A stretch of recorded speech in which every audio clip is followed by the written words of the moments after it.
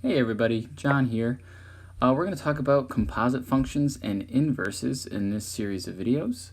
We're going to start with operations of functions and then talk about composite functions.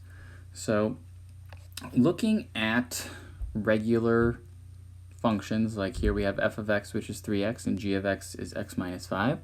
These are both linear functions.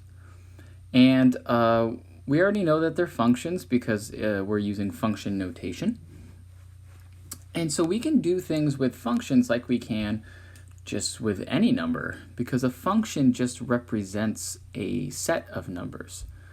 And so 3x, x represents a number, so when you multiply it by 3, that's also a number. And g of x, x minus 5, that's a number. So when I add these or subtract these two functions or multiply or divide them, I'm still going to end up with a number. And so let's try some of these out. Let's start with addition. So if I add f of x and g of x, I get 3x plus 5, x minus 5. Notice the parentheses here. And when I simplify this by combining like terms, I get 4x minus 5. Now we've talked about domain before. The domain of the resulting function of adding, subtracting, multiplying, or dividing two functions together is never going to be bigger than the smaller of the two domains. But if we look at f and g, the domain of f is all real numbers. The domain of g is also all real numbers. And so neither of these is smaller than the other.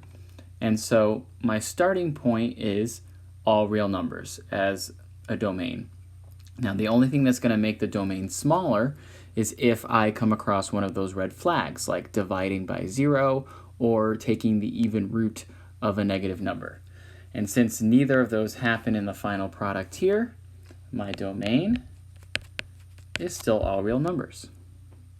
When I subtract f of x and g of x, same thing. These parentheses are definitely more important now because I'm distributing this negative. So I end up with 2x plus 5. But again, my domain remains all real numbers. When I multiply these two functions together, I distribute the 3x to both the x and the negative 5. But that does not affect my domain. And finally, when I divide these, I have 3x divided by x minus 5. Now there's nothing to do to simplify this. This is my final answer. However, now I have a red flag. Red flag. I have a variable in the denominator. And so we want to make sure we don't include a number that's going to make me divide by 0. In this case, that number is 5. So it's going to be all real numbers except for 5. Let me put the union in there. And that's how I write that. That's all real numbers except for 5. Now your book uses a different notation when it comes to adding, subtracting, multiplying, or dividing two functions. And so this is the alternative notation you'll see in your book. So you might also see this on Pearson MyLab, so just be aware of that. And we just want to make sure that we understand what this notation means. It means the same thing as the left side. I think the left side is a little bit more clear, but the right side of the equation, you might see that. It means the same thing. So let's go ahead and combine two functions. We have two different functions, f of x and g of x, and we're going to make h of x out of these. And h of x is going to happen differently for each number. And since we have 4 different numbers here, it's okay that I'm using h of x for all 4 of them, because we're basically starting over every problem. So we have, in this first one, we're just adding the two together. So for number 1, h of x is just x squared minus 2x plus 4 plus x plus 2. And it's a good idea just to put everything in parentheses. We have This is f of x. This is g of x. We're making a substitution, so we should put it in parentheses. It's not necessary here, but we're just going to combine our like terms. We have x squared, then negative 2x plus x is negative x, and then 4 plus 2 is 6. So this is my h of x. The domain here would be all real numbers still.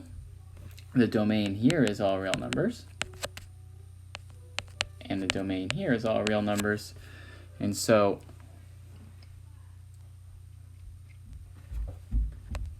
the domain is still all real numbers. Let's try number 2. So this time, h of x is defined as 2 times f of x. So I'm going to put a 2 in front of the x squared minus 2x plus 4 plus, minus x plus 2. So I have 2x squared minus 4x plus 8 minus x minus 2. Don't forget to distribute. So then that gives me 2x squared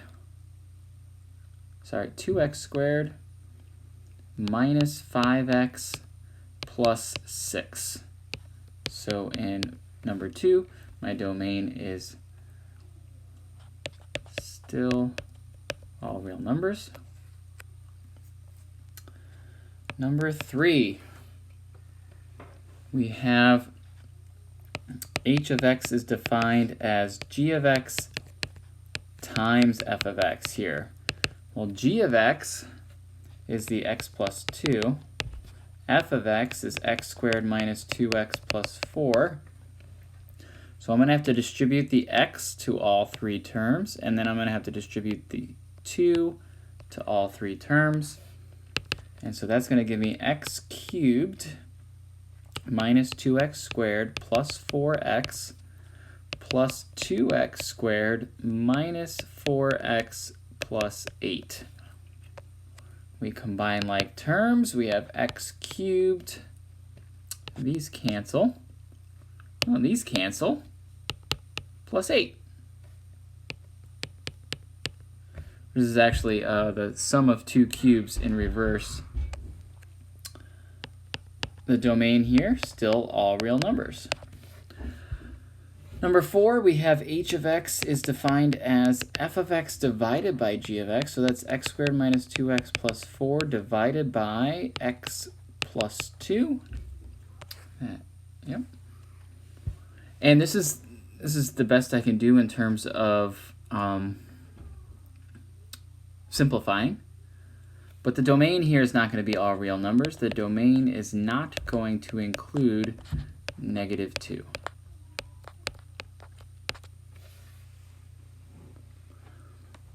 All right, so in the next video, we're going to introduce a 5th operation called composition. And so I'll see you in the next video.